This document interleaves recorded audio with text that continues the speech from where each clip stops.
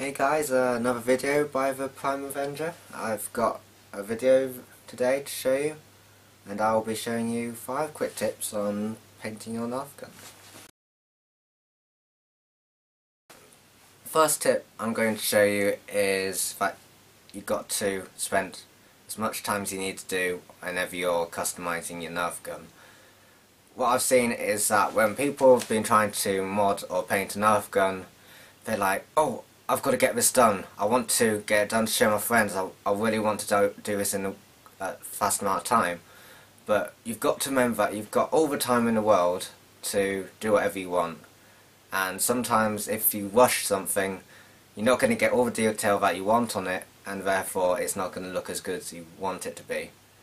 And the example I've got here is the Long Strike CS6. This thing I did rush some bits on it when I was trying to get it done for Halloween, I think. I didn't even end up using it.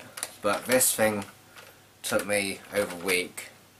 I only got about 1 or 2 coats on it a day, so it did take me longer than it could have done if I had a bit more free time on my hands, because I do have college, so I can't work on it as much as I could have done. But I did take my time. Obviously with a bit of the detailing, that does take a lot of time, so make sure whenever you're doing a Nerf gun that you always take your time and that you spend as much as you need when doing the details in particular.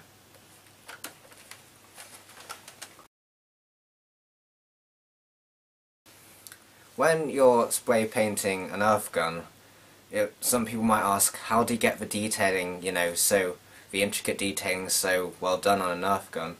And one of the methods you can do for this is here, which is on the Rapid Strike. I'll show you as an example. I've still got some of the tape on it still, and what I've been doing is, when you want to spray paint a Nerf gun, if you don't want some bits in a certain colour, you can always tape them off, and it's a very effective kind of method, because all you have to do is tape it down. And as you can see here, I haven't actually done it yet, but I've taped off the bits that I don't want to be black, which is this. There's a silver streak down here, and some bits you can see, I'm not sure if you can see, but there's an amazing line between the silver and black here, which I taped before. And you can do it. It's a very good method for spray painting, so if you want to make sure you want to get those details like separate, then make sure you tape it down. I recommend masking tape, because I tried packaging tape and you can't see it on here, but it did leave some marks because the tape was quite hard to get off, so make sure you're also using the right kind of tape. And yeah, make sure you take your time on it as well. Obviously this will take quite a bit of time to tape up the bits you don't want painted.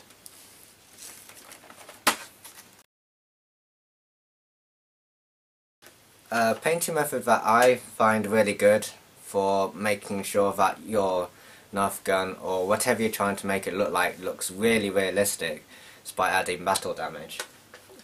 I'm not sure if you can see on the camera, but as you can see here, I've added a lot of battle damage onto this Nerf gun here, and it makes it look much more realistic, and it's got a very authentic look to it. Looks like it's been in battle, and it's very good for film pop if you want to use it, that kind of thing. I will do another video on how to do battle damage. It's not hard, you only need paintbrush. I would recommend you can use a small one or you can use a larger one, but that's your choice. And you only need silver spray paint, or kind of spray paint you want the colour of your scratch or battle damage to be. So yeah, that's one way of making it look really authentic. Well, fourth thing I recommend before you paint or add any kind of colour to a Nerf gun is that you sand it down.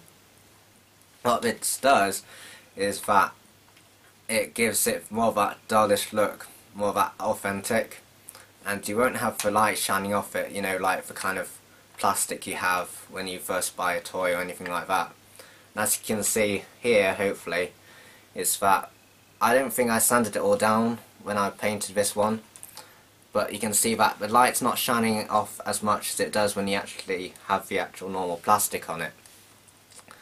And if you do decide to do this, then I also recommend, or it's kind of imperative, that you take all the dust off it once you've sanded it, because there'll be an awful lot of dust on your Nerf gun. You want to wash it all off, because if you add paint or anything to the Nerf gun when it's still got dirt or anything on it, you'll find that when the paint dries and some of that dust comes off, you'll find that there'll be loads of bits where the paint actually hasn't gotten to your Nerf gun, and you'll still have that plastic showing where the dirt or dust has been, and it's a real pain to have to re-add all that paint to add that final kind of layer of colour.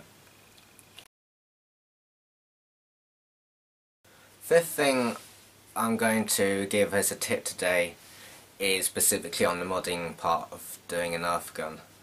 And again, I'm going to use the sniper as an example. When I actually dismantled this, I did take photos just to reference to when I was trying to put this thing back together.